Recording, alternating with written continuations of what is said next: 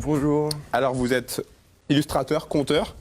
Les téléspectateurs assidus de 8 Mont Blanc vous connaissent parce qu'il y a environ 2 ans, vous avez été interviewé par un de nos confrères qui était venu chez vous pour faire un reportage. Alors vous avez axé votre travail sur les jeunes, plutôt les enfants, entre 2 et 8-9 ans. Pourquoi ce choix? C'est un public qui est le plus facile à séduire? Moi personnellement, je viens du film d'animation et donc de l'illustration. Alors vous avez dit illustrateur et conteur, en fait c'est pas tout à fait ça, c'est plutôt auteur-illustrateur et éditeur. D'accord. Parce que donc d'un côté j'ai un travail d'auteur-illustrateur. Puis après on en reviendra. Voilà, et ensuite j'ai créé une maison d'édition dans laquelle participent d'autres auteurs, d'autres illustrateurs régionaux. Voilà. Alors vous avez commencé en 2012, si je dis pas de bêtises, dans ce... À peu près, ouais. Comment est-ce qu'on arrive dans ce domaine? Donc moi j'ai commencé d'abord par faire une dizaine d'années de films d'animation. J'ai travaillé dans des studios à Angoulême, à Poitiers, à Lyon. Et puis au bout d'une dizaine d'années dans le film d'animation, j'avais besoin de quelque chose où je m'exprimais plus personnellement, où je pouvais être plus créatif, parce que j'étais un peu dans une usine à films, à dessins animés. Donc j'ai eu ce projet de faire des films, des contes pour enfants. Et donc j'ai pris comme histoire au début des histoires locales, puisque je suis natif de Chambéry, donc en Savoie. Et puis du fil en aiguille, les histoires ont bien plu et j'en ai fait toute une série donc, qui s'appelle Les Contes Alpins.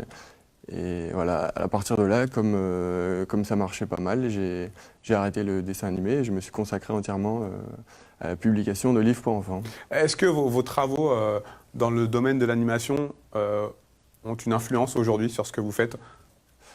Oui, ça a dû en avoir, puisque j'avais testé pas mal de techniques dans le film d'animation, notamment le papier découpé, la pâte à modeler. Et donc j'ai réutilisé un peu certaines de ces techniques de travail pour créer des illustrations, notamment il y a des livres qui sont faits tout en papier découpé. Et puis j'ai aussi fait un livre que j'ai créé en fait, avec l'idée de le rendre interactif, donc de faire une application avec donc des petites animations que j'ai créées suite à ce livre-là. Comment définir votre univers? Alors mon univers, là dans le cadre des contes alpins, c'est des histoires locales. Donc je puise dans les légendes, dans les contes de Savoie, de Haute-Savoie, des Alpes. Et puis mon univers, il est un peu humoristique. Et j'essaye de mettre un peu d'histoire. Donc c'est un mélange avec des histoires qui ont des choses un peu historiques, un peu d'humour. Je essaye de moderniser les légendes pour que les enfants y trouvent leur compte. Alors vous êtes très attaché à votre région. Ça se voit dans ce que vous faites? Oui. C'était important ça de retranscrire c'était important. Votre attachement à la région? C'était dès le début l'idée de ne pas créer une maison d'édition national, mais de faire quelque chose de local avec des auteurs et des illustrateurs locaux. Donc au départ c'était mes livres, mais finalement j'ai ouvert à d'autres auteurs. Et donc rester sur quelque chose, une diffusion assez locale et des histoires locales créées par des gens de la région des Alpes. Vous avez donc fondé en 2009 votre maison d'édition, l'édition Boule de Neige. Vous avez amené quelques ouvrages. C'est quoi l'état d'esprit? C'est quoi l'ADN des éditions Boule de Neige? Les éditions Boule de Neige, il y a toujours un petit côté, il y a pas mal d'humour, donc on essaye de se baser sur les légendes locales, mais en même temps de les tourner un peu en dérision ou de les rendre un peu plus actuelles. Par exemple, vous avez des légendes comme la Dent du Chat ou bien le Monstre du Lac du Bourget. Alors il y a plusieurs collections, il y en a pour les plus petits, il y en a pour les plus grands, et puis maintenant il y a aussi toute une collection de bandes dessinées. Voilà, l'idée c'est tous des livres qui sont vraiment orientés avec beaucoup d'images, beaucoup de graphismes et voilà. C'était un objectif, un aboutissement d'avoir votre propre maison d'édition ou ça c'est venu un petit peu par hasard? C'est venu complètement par hasard. Au départ, j'avais le projet de faire juste de l'auto-édition, de faire quelques livres à moi, en ayant compte sans avoir de maison d'édition qui me suivait.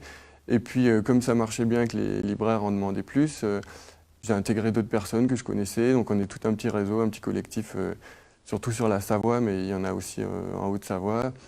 Et voilà, donc maintenant, on est un petit groupe et on essaye de sortir des livres pour enfants, de la bande dessinée, et puis de s'ouvrir peut-être à d'autres choses encore. Le territoire de Savoie-Mont-Blanc, il semble très propice à l'imagination, aux œuvres littéraires. J'ai reçu sur ce plateau il y a quelques semaines une auteure de bande dessinée. Elle me disait, ici on regorge on a juste à sortir la tête de chez soi et Ouais. Quand on fait, quand on enquête sur qu'est-ce qui peut être intéressant à raconter aux enfants, on trouve plein de choses. Les gens, des fois, ils me disent, bon, quand est-ce que tu arrives au bout des contes alpins, tu dois manquer d'histoire, d'imagination ou de... Mais il y a une liste qui n'en finit pas, donc au contraire, c'est le temps qui manque, mais les histoires, il y en a plein. Ouais. Après, en plus, les histoires, disons, on les fait grossir, on part de certains éléments, puis on les transforme un peu, mais oui, il y a plein de choses à dire. C'est beaucoup autour de la montagne quand même, hein, mais forcément. forcément, la montagne, les lacs, voilà. Qu'est-ce qui vous plaît dans le fait de raconter des histoires par l'image, grâce à ces supports, ces livres, ces bandes dessinées? Moi, ce qui me plaît, c'est de m'éclater, de faire rigoler les enfants, tout en leur apprenant quelque chose. J'ai l'impression que quand ils arrivent au bout de l'histoire, ils ont passé un bon moment et en même temps, ils ont appris quelque chose. Donc, c'est ça le but. C'est un public exigeant, les 2-8 ans? C'est un public assez exigeant. Ouais. En tout cas, c'est un public qui attend des choses assez pointues finalement. Et s'ils accrochent, on peut dire qu'on a réussi, quoi. La suite, c'est quoi? Encore plein d'idées, j'imagine que vous formez des idées? Oui, il y a encore pas mal de choses. Il y a des albums collectifs, peut-être faire un peu d'autres supports, peut-être des puzzles, des jeux de société ou des jeux de cartes. En tout cas, et continuer l'édition. Peut-être surtout la bande dessinée, ça me plaît bien dernièrement. Voilà, c'est ça les projets. Merci beaucoup, David. Merci. À bientôt. Au revoir. Allez, je vais accueillir mes dernières invités pour ce soir.